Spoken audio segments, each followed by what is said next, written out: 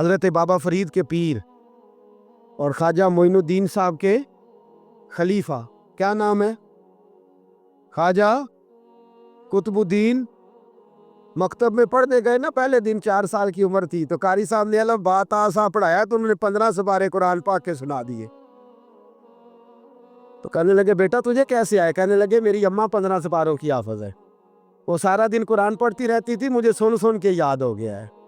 یہ بالا نگالا یاد ہو سکتی نے تو قرآن پاک بھی یاد اللہ خیر کرے۔ شرط یہ ہے کہ ہم گھر میں قرآن پڑھیں، بچوں کو سن سن کے بھی یاد ہو ہی جاتا ہے۔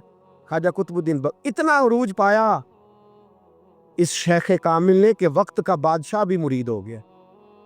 سلطان شمس الدین التمش مرید تھا، دلی کا بادشاہ بھی مرید تھا، اجمیر کا بادشاہ خواجہ معین الدین صاحب کا مرید نہیں ہوا، نہ پاک پتن کا بادشاہ بابا فرید کا مرید ہوا، لیکن خواجہ قطب صاحب کو اللہ نے یہ عظمت بھی دی۔ یہ شان ہے نا، اگرچہ صدقہ سارا خواجہ معین الدین کے قدموں کا ہی تھا، لیکن دلی کا بادشاہ مرید ہوا، اور اتنا اعلیٰ مرید ہوا کہ جب خواجہ قطب الدین صاحب کا وصال ہوا تو 3 شرطیں لگائی تھی۔ فرمایا میرا جنازہ وہ پڑھائے، جب سے توبہ کی ہے پھر اس کا سینے بد حرام کے لیے نہ کھلا ہو، اور جب سے توبہ کیا پھر لقمہ حرام اس کے گلے سے نہ گزرا ہو، اور جب سے توبہ کیا پھر کبھی نماز تہجد بھی قضا۔ بڑے بڑے صوفی میری طرح کے گردن جھکا کے کھڑے ہو گئے۔ 7ویں صف سے دلی کا بادشاہ نکل آیا، کہنے لگا پیرا ساری زندگی میں نے پردہ داری سے عبادت کی تھی، تو جاتی دفعہ مجھے بے نقاب کر گیا ہے۔ اتنا بڑا انہوں نے شخص تیار، اور حال یہ تھا لوگ کہتے ہیں کہ فلانا آدمی امیر آدمی ہے تو حضرت صاحب کا تعلق پیر صاحب کا تعلق زیادہ ہے، تو اس کی عمارت نہ دیکھ، کبھی کبھی اس کی پرہیزگاری بھی دیکھ، اس کی خدمت گزاری بھی دیکھ۔ خواجہ قطب الدین صاحب پہ بھی الزام لگتے رہے۔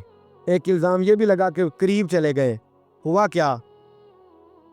جب بادشاہ مرید ہوا تو کہنے لگا حضرت جی میں نے بادشاہی نہیں کرنی، میں نے اب خانقاہ میں رہنا ہے۔ تو فرمایا بیٹا تو چھوڑ دے گا تو کوئی ظالم بیٹھ جائے گا، تو حضور پھر کیا حکم ہے؟ فرمانے لگے تو نے کرنی ہے۔ تو کہا حضور آپ وہ کہاں ہوتے ہیں، میں کہاں ہوتا ہوں، دل ہی نہیں لگتا۔ آپ فرمانے لگے میں ڈیرا اٹھا کے تیرے قریب لے آتا ہوں۔ خواجہ صاحب 1 کلومیٹر کے فاصلے پر ڈیرا اٹھا کے لے آئے، فرمانے لگے میں تیری تربیت کرتا رہوں گا، تو مخلوق کا بھلا کرتے رہنا۔ صلی اللہ علیہ، تو حضور کی امت کا اللہ اکبر، وہ قریب۔ اس وقت بھی لوگوں نے بڑی باتیں کی کہ دیکھو جی بادشاہ تھا نا تو پیر صاحب ہی نیڑے آ گئے۔ لوگ دیکھتے نہیں کہ اصل بات کیا ہے۔ خیر وقت گزر گیا، بادشاہی مرید ہو گیا، تو پھر دلی سارے میں اسلام، اتنا عدل انصاف، ہندوؤں کو بات پسند نہ آئی، انہوں نے کچھ مسلمان خرید لیے۔ سلطان شمس الدین التمش بیٹھا ہے دربار میں، جاگ رہے ہیں نا آپ لوگ سب، کہیے صلی اللہ بڑی غور سے سننے والی بات۔ ایک دن سلطان شمس الدین تمش دربار میں بیٹھا ہے، قاضی عدالت بھی بیٹھے ہیں، مقدمات سنے جا رہے ہیں، باہر سے رونے کی آواز آنے لگی، چیخنے چلانے کی، بی بی بین کر رہی، کیا ہو گیا کیا ہو گیا؟ وہ ٹال لگے ہوتے تھے بادشاہوں کے، وہ بجنے لگے، زور ہونے لگا۔ بادشاہ نے کہا اس فریادی کو جلدی بلاؤ۔ وہ اندر عورت آئی تو چیخ چیخ کے رو رو کے اس نے اپنے کپڑے پھاڑ پھاڑ کے، برا حال، 2 مہینے کا بچہ، لوگ اس کی آہو زاری پر اس کی طرف متوجہ، بی بی کیا ہوا، پانی پلاؤ بٹھاؤ، یہ کیا ہو گیا؟ کہنے لگی لٹ گئی، عزت برباد ہو گئی، تباہ کر دی گئی۔ میں کیا ہوا؟ کہنے لگی بادشاہ ایک شخص میرا غیر شرعی خامن بنا، پھر مجھے حمل ہوا، پھر میری گود میں یہ بچہ ہے 2 مہینے کا، اب گئی ہوں تو وہ کہتا ہے کہ میرا تو تیرے سے تعلق ہی کوئی نہیں۔ بادشاہ کہنے لگے یہ سلطان شمس الدین تمش کی جگہ ہے، اور میں نے رسول اللہ صلی اللہ علیہ وسلم کے دین کے مطابق حکومت استوار کی ہے، کون ہے جو تیرے ساتھ؟ ابھی گردن نہ کاٹ دوں گا، بات کر کون ہے؟ کہنے لگی تو کچھ بھی نہیں کرے گا، کوئی کچھ نہیں کر سکتا۔ لوگ کلمے چھوڑ کے بیٹھ گئے، توجہ ادھر ہو گئی۔ پراپوگنڈے بڑا اثر کرتے ہیں معاشرے پہ، رنگ ایسا عجیب ہے، انداز ایسا عجیب ہے، فرمایا بات تو کر۔ اس عورت کی آواز گونجی تو حالات ہی خراب ہو گئے۔ کہنے لگی بادشاہ حوصلہ پیدا کر سننے کا۔ کہا تو بات کر۔ کہنے لگی میرے گود میں جو بچہ ہے یہ قطب الدین بختیار کاکی کا ہے، یہ تیرے پیر کی ناجائز اولاد ہے، اٹھاؤ، پروفیسر سلیم چشتی نے پی ایچ ڈی کی ہے، وہ لکھ رہے ہیں اس واقعے کو. تیرے پیر کا ناجائز بچہ ہے. ہاتھ کانپنے لگے بادشاہ کے، کہنے لگے یا اللہ کبھی تو قیامت برپا کر دے تو معاملہ ٹھیک ہو جائے، میں تیری زبان کھینچ دوں گا تیری تو نے بات کیسے کی؟ کہنے لگی میں نے کہا تھا نا تیرے اندر حوصلہ نہیں، میری عزت تار تار ہو گئی اور تو پیر بچا رہا ہے. اللہ اکبر. سلطان شمس الدین تمش آسمان کی طرف دیکھ کے کہنے لگے مولا مجھ مجرم کو جس کی برکت سے اٹھا کے تو نے مسجد میں پہنچایا، آج مجھے تو نے کس امتحان میں ڈال دیا؟ یہ کیا رنگ تو نے زندگی کا بنایا ہے؟ کہنے لگی بلا اسے، اڑاب گردن. اللہ اکبر. خواجہ قطب الدین بختیار کاکی، ذرا اس جگہ پہ اپنے آپ کو کھڑا کر کے دیکھ میرے دوست. جو شخص دلی کے بازار میں نکلے تو دکانیں بند ہو جائیں، عورتیں گھروں میں گھس جائیں، جس کے نام پر چرچے ہوں دین کے، وہ شخص لاٹھی ٹکاتا ٹکاتا عرس منانے آسان ہے، ڈول ڈمکے کر کے گھروں کو جانا آسان ہے، پر ذرا ان کی راہوں کا مسافر تو بن انہوں نے انداز کیا اختیار کیا. حضرت خواجہ قطب الدین بختیار کاکی، خبر پھیل گئی. اتنی شہرت پاکیزگی کی نہیں ہوئی تھی جتنی اس جرم کی ہوئی. لاٹھی ٹکاتے ٹکاتے جب پہنچے نا بادشاہ کے دربار میں، بادشاہ اٹھنے لگا، قاضی اٹھنے لگا، لوگ اٹھنے لگے تو قطب الدین بختیار کاکی کی آنکھوں میں آنسو آئے. مانے لگے بیٹو بیٹھ جاؤ، آج میں پیر بن کے نہیں آیا، میں مجرم بن کے آیا. اور کہا میرے مالک کا انصاف بھی دیکھو، دلی کا پیر آج دلی کی عدالت میں اپنے نا کردہ جرم کی صفائی دینے آیا. بڑی لاٹھی پہ ٹیک لگائی.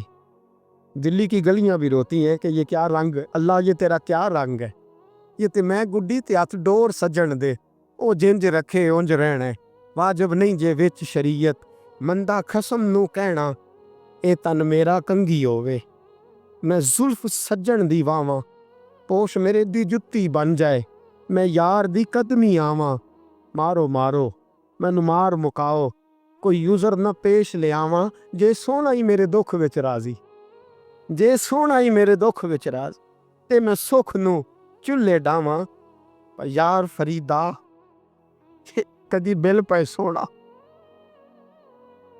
یار فریدا جے کدی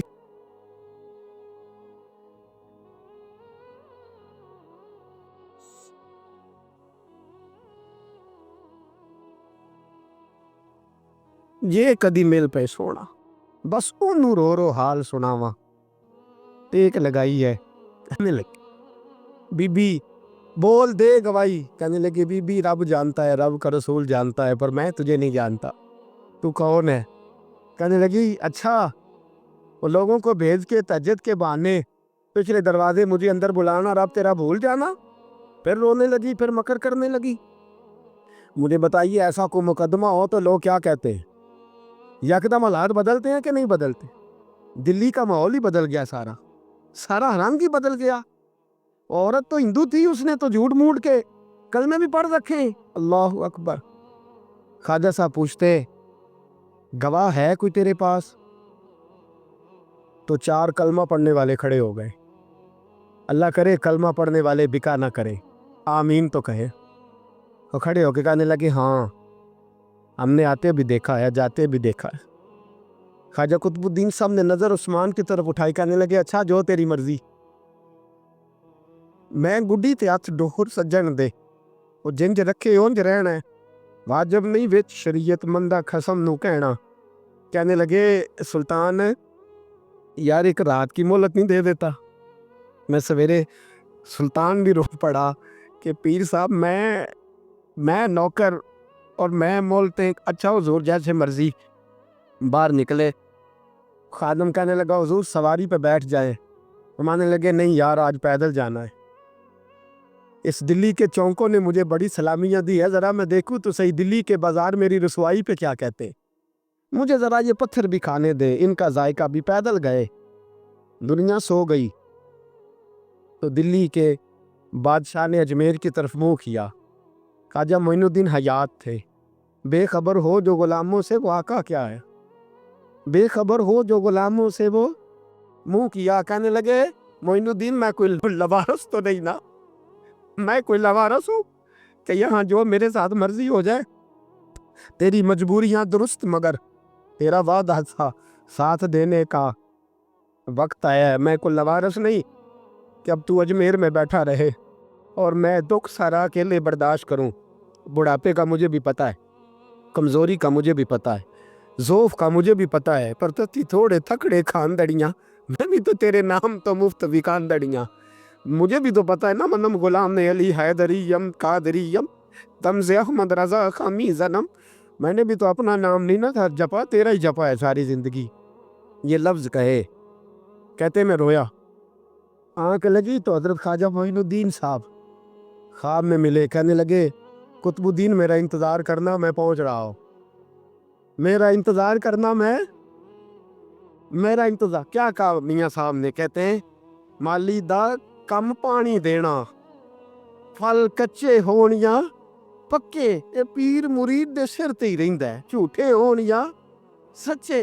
میں آیا، فکر نہ کرنا۔ حضرت سویرے اٹھے، پھر گئے عدالت، پھر کہا نہ بھائی پروٹوکول، مجرموں کا پروٹوکول نہیں ہوتا، میں اکیلا جاؤں گا۔ جس کے آگے پیچھے نعرے ہوتے تنے تنہا، 2-4 منٹ زیادہ لے لوں آج آپ حضرات۔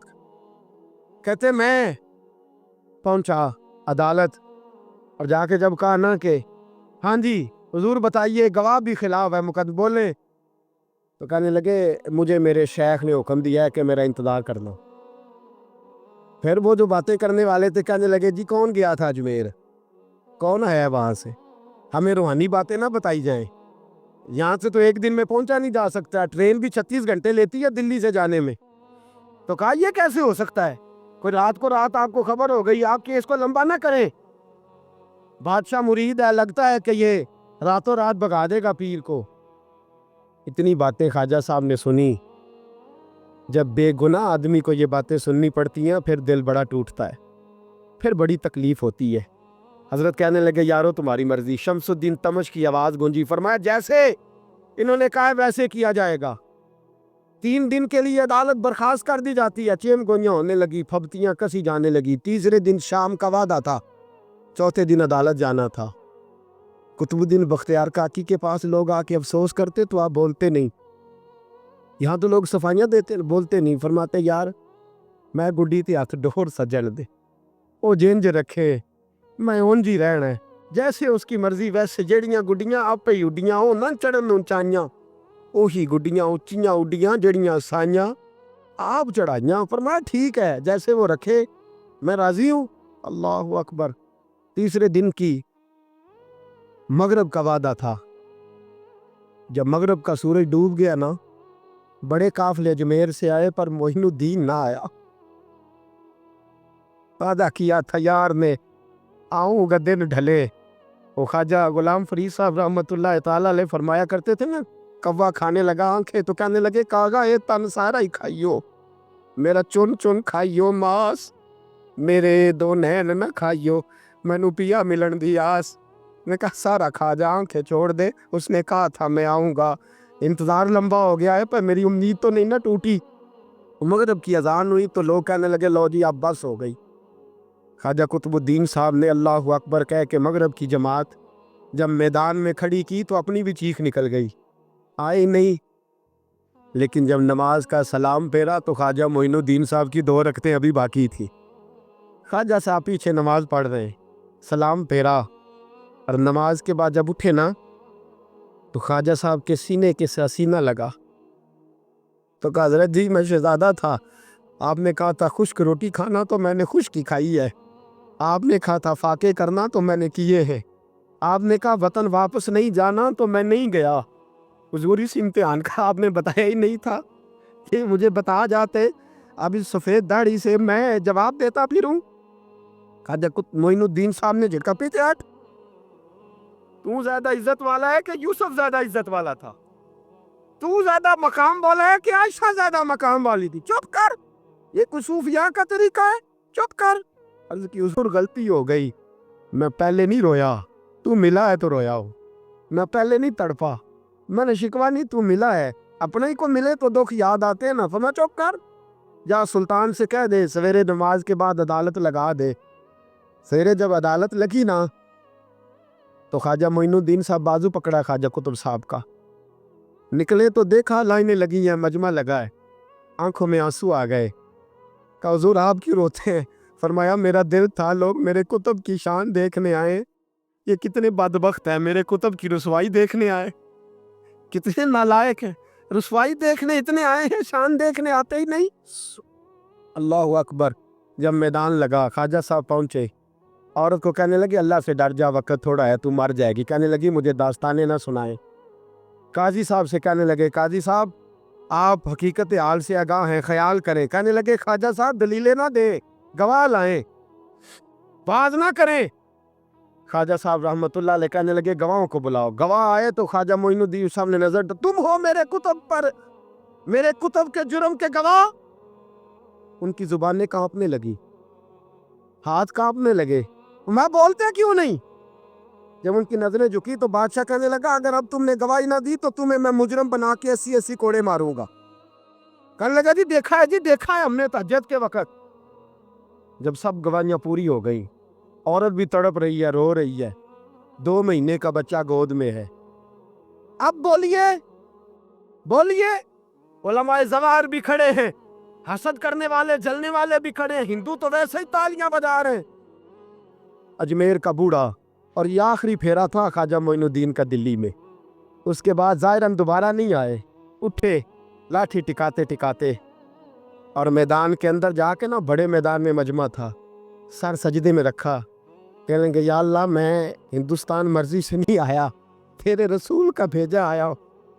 फिर उठे और कहने लगे मौला तेरे नबी का फरमान है कि मेरी उम्मत के उलमा बनी इसराइल के नबियों की तरह होंगे।